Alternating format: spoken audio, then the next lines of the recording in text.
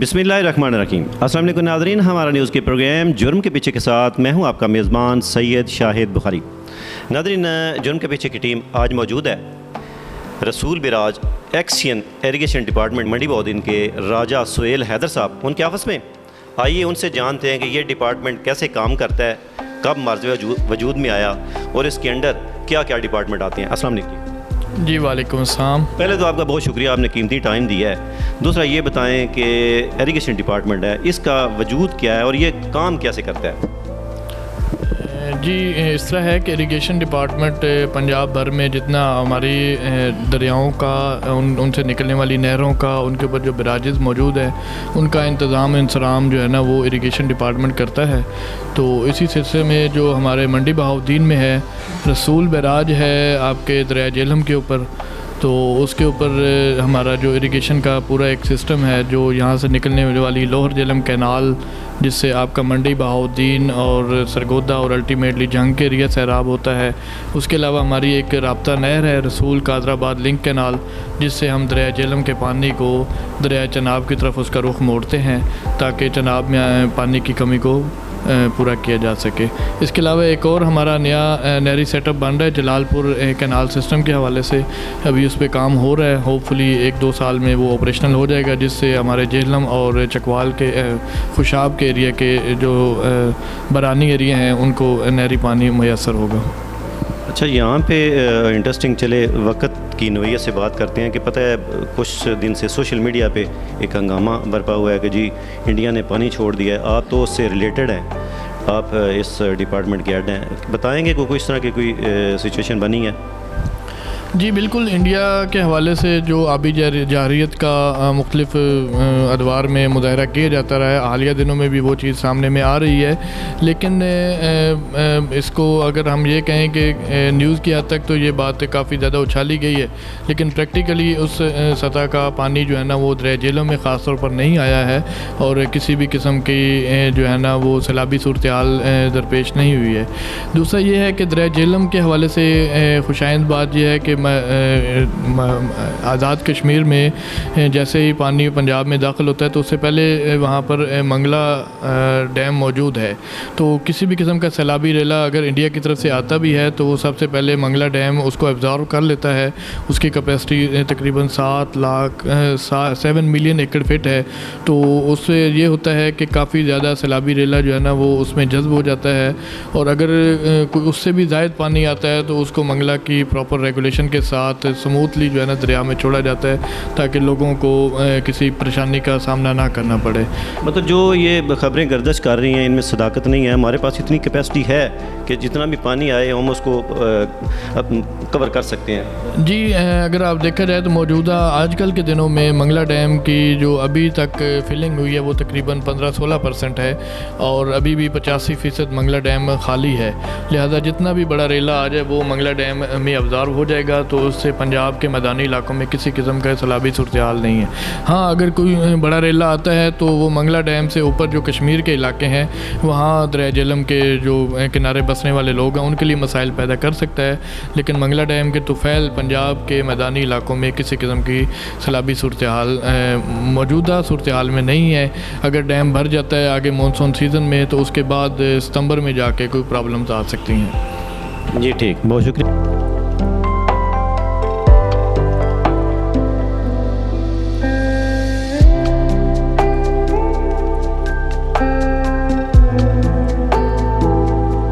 इसमें ऐसा है कि मैंने डिपार्टमेंट की पंजाब इरिगेशन डिपार्टमेंट की तरफ से यूरोप से मैंने मास्टर्स किया वाटर साइंस एंड इंजीनियरिंग में। तो ये जो ऊपर तस्वीरें आपको नज़र आ रही हैं ये यूनेस्को IHE डेल्फ हॉलैंड से मैंने मास्टर्स किया वाटर साइंस एंड इंजीनियरिंग में। ये वहाँ की तस्वीर है, उसकी डिग्री की है। और इसके साथ जो तस्वीरें हैं वो हमारे बैचमेट्स की वहाँ की जो हमारी जिसमें उसका सेमिनार हुआ था उसके हवाले से ये तस्वीर हैं। उसके साथ जिस दिन कॉन्वोकेशन डे की तस्वीर हैं उससे नीचे जो है ये तस्वीर जो है ये हमारी इन सर्विस ट्रेनिंग की गवर्नमेंट इंजीनियरिंग अकेडमी हमारे डिपार्टमेंट का मैकेनिज़्म है कि हर स्टेज पे जब आपकी प्रमोशन होती है तो आपको ट्रेनिंग दी जाती है, मैंडेटरी ट्रेनिंग होती है। तो ये 6 वीक ट्रेनिंग थी इधर गवर्नमेंट इंजीनियरिंग अकेडमी लाहौर में, तो ये उसकी हमारी तस्वीर है। और इसके बाद ये जो नीचे है ये लास्ट ईयर हमारे चीफ इंजीनियर साहब ने एवेल्यूएशन करवाई थी तमाम एक्शंस की, किसने किस हद तक परफॉर्म किया। तो मंडी बहाउद्दीन से तो मुझे इसमें परफॉर्मेंस पे सर्टिफिकेट मिला था, एक्शन ऑफ द ईयर आप कह लें। और ये साथ जो तस्वीर है ये हमारी पत्थर कोठी की रेनोवेशन के मौके पर तस्वीर है। माशाअल्लाह।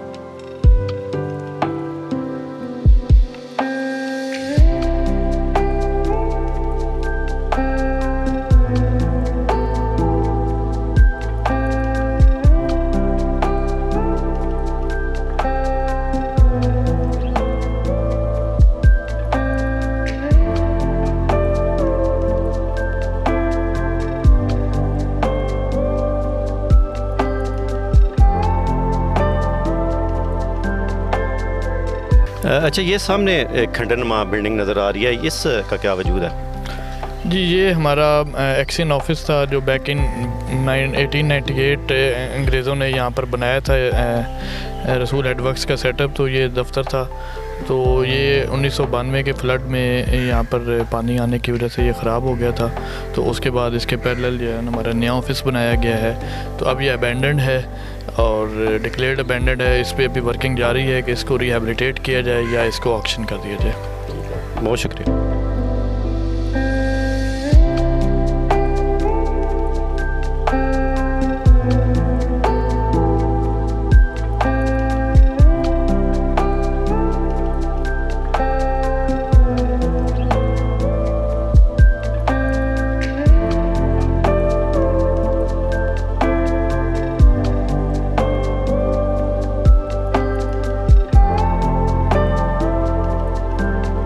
कनाल रेस्ट हाउस है ये भी, जब से बैराज का सिस्टम ये बना है 1900 के ज़माने से, तब से ये बिल्डिंग यहाँ पर कनाल रेस्ट हाउस है। 4 बेड ये एक रेस्ट हाउस है और सिंस डीज हैं वो यहाँ का स्टे करते हैं ऑफिशियल विज़िट पे और सम टाइम रिक्रिएशन पर्पज़ के लिए भी ना ये फैसिलिटी इस इलाके में मौजूद है। बहुत शुक्रिया।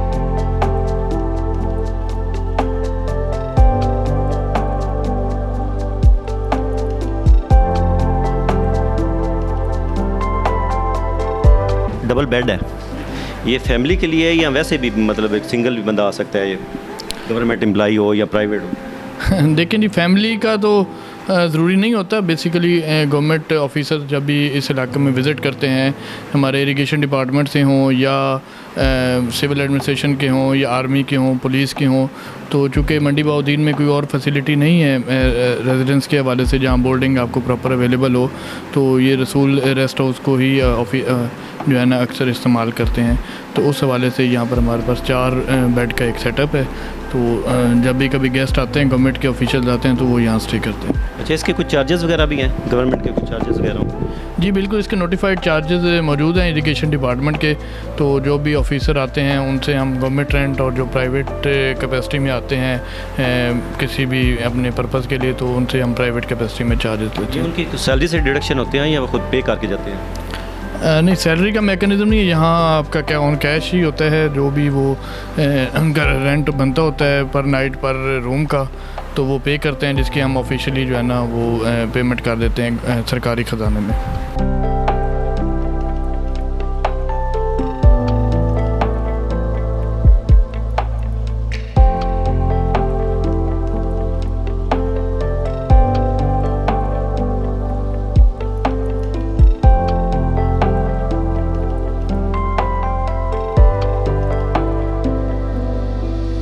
हमारा रिवर व्यू रेस्ट हाउस है जिसको उर्फ़े आम में पत्थर कोठी कहते हैं। ये भी 1920 की कंस्ट्रक्शन है।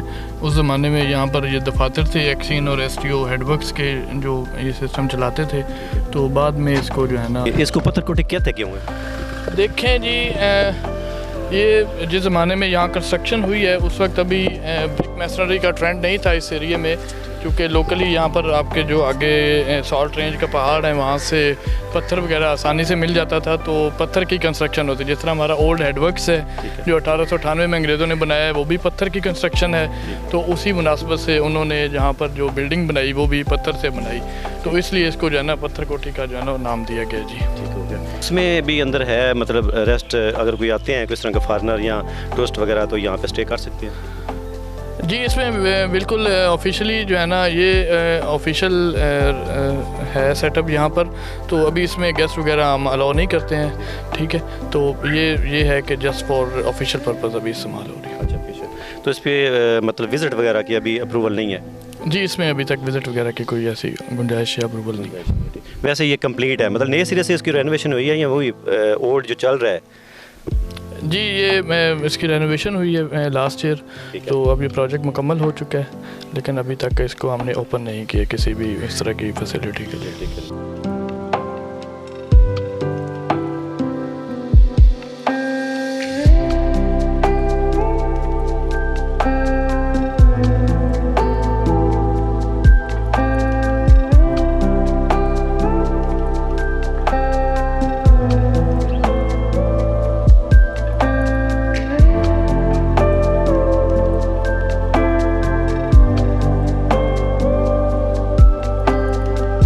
अच्छा, ये गार्डन है और सामने ये मेरा दरिया है, उसका ये पुराना जो है ये रसूल बैराज है?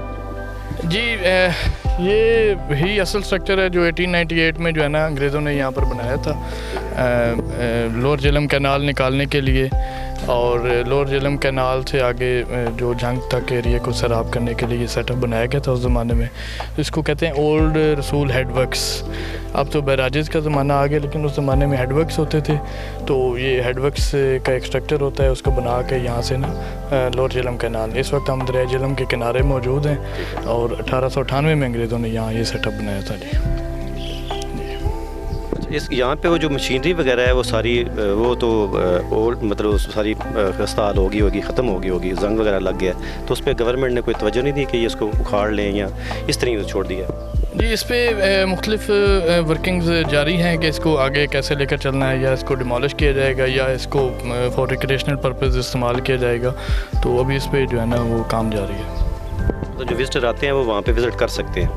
जी, बिल्कुल ओपन है, विज़िट कर सकते हैं, ऑलरेडी कर रहे हैं लोग, बल्कि मंडी बहाउद्दीन से काफ़ी लोग जो है ना वो इस एरिया में आते हैं दरिया की सैर करने के लिए, तो फिर इस स्ट्रक्चर को भी देखते हैं बिल्कुल इसी तरह।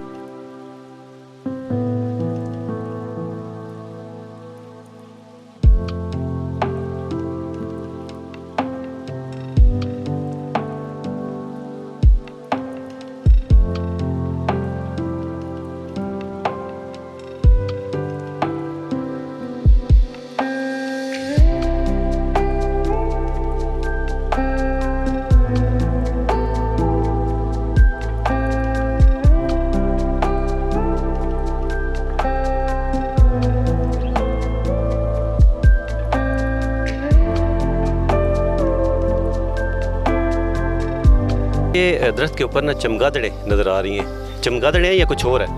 जी, ये चमगादड़े ही हैं, तो बेसिकली ये इनका हैबिटाट या मस्कन बन चुका है। यहाँ पर गर्मी में जब मौसम शदीद गर्म होता है, तो चूँकि यहाँ पर दरख्त बहुत ज़्यादा हैं, छाँव वगैरह अच्छी है, तो ये गर्मी के मौसम में यहाँ पनाह लेती हैं। तो इनका साइज़ बहुत बड़ा साइज़ है, ये क्या वजह है?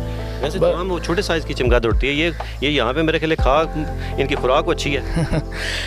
बस ये कह लें कि चमगादड़ों में भी आगे जंगली चमगादड़ हैं, आपकी शहर वाली नहीं है, ये जंगली यहाँ की मकामी है, ये मकामी है जी बिल्कुल यहाँ पे, और काफ़ी अरसे से यहाँ इन्होंने बसेरा किया हुआ है। और सर्दियों में मस्कन होता है यहाँ पे कि यहाँ से आउट हो जाती हैं? नहीं, सर्दियों में मेरा एक्सपीरियंस तो यही कहता है ये को माइग्रेट कर जाती हैं, गर्मियों में जैसे ही गर्मी पड़ती है तो ये यहाँ पर आ जाती हैं।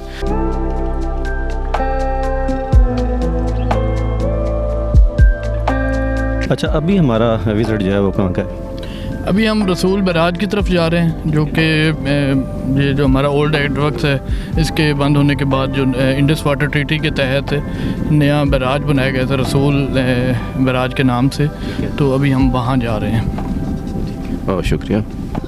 अच्छा, यहाँ पे थोड़ा सा रोड का है, दिखा है कि जो छोटे छोटे हैं लिंक रोड, ये सारे इस तरह पत्थर वगैरह पड़ा हुआ है, यहाँ पे नहीं वो कंस्ट्रक्शन का वो काम हुआ? देखिए जी, ये कोई इशारा आम नहीं है, बल्कि हमारे इरिगेशन डिपार्टमेंट की अपनी इंटरनल ज़रूरियात के लिए ये हमारा फ्लड एम्बैंकमेंट है, उसके ऊपर ये रोड बना हुआ है। ये कोई पब्लिक रोड नहीं है, तो इसलिए इसको उस तरह मेंटेन नहीं किया जाता है। ये सिर्फ इरिगेशन डिपार्टमेंट ने अपनी ज़रूरियात के लिए इस बंद के ऊपर ये जो है ना वाटर बाउंड टाइप बनाया हुआ रोड।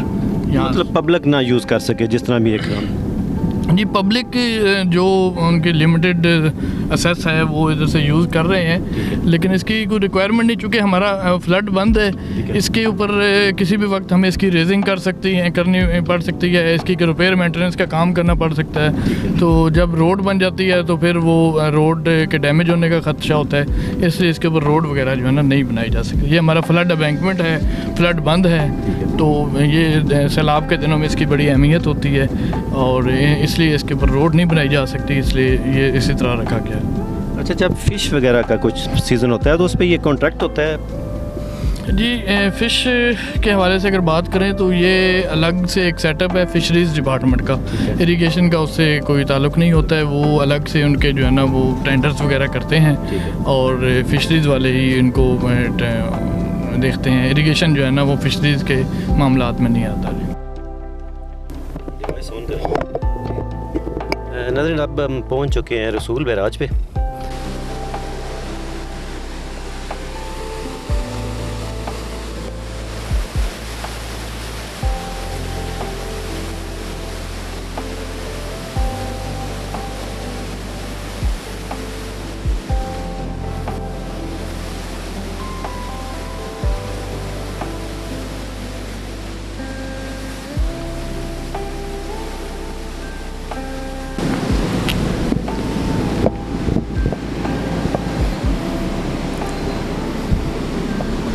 पैरामीटर है, जिस तरह पानी का लेवल है वो कैसे चेक होता है, उसके बाद कैसे पता चलता है कि यहाँ पे पानी का बहाव ज़्यादा है, इसको किस तरीके से बहाव को दूसरी तरफ मूव करना है। अच्छा, आप बताएं कि ये देखें ना गेट लगे हुए हैं, इसके बारे में चले हमारा न्यूज़ के नाज़रीन को बताएं कि इसमें थोड़े से नॉलेज में इजाफा हो जाएगी। आपने गेट बंद किए हुए हैं, इस साइड से गेट जो है ये कौन है?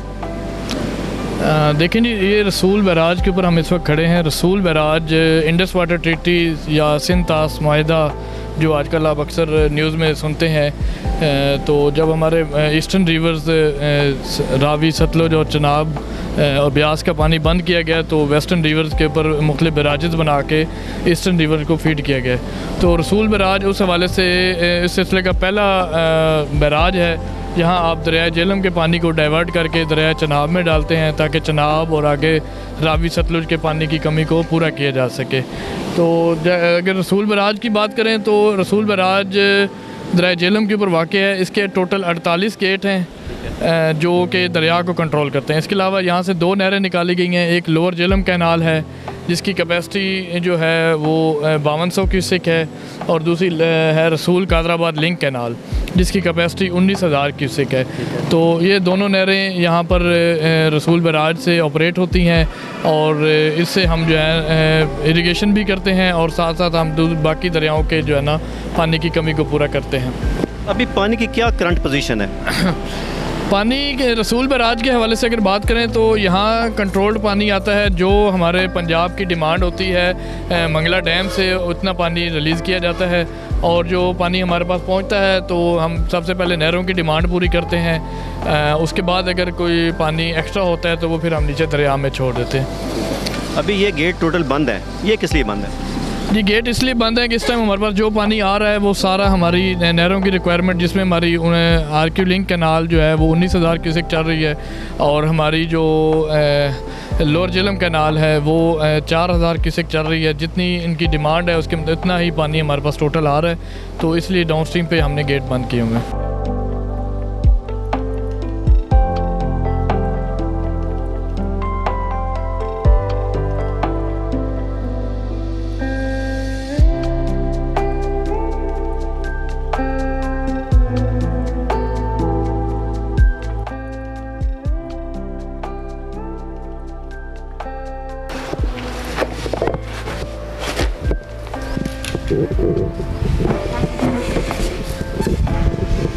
हसास किस्म की लग रही हैं, इसकी को ज़रा प्लीज़ इस बारे में तफसीलात बताएँ। ये भी बराज की रेगुलेशन के हवाले से यहाँ तमाम जो बराजेज़ हैं, बराज के गेट्स हैं, उनका सेंट्रल कंट्रोल यूनिट सिस्टम जो है ना वो यहाँ नस्ब है। अब यहाँ से जितने हमारे गेट्स हैं नहरों के, दरिया के, उनको हम यहाँ से ऑपरेट कर सकते हैं।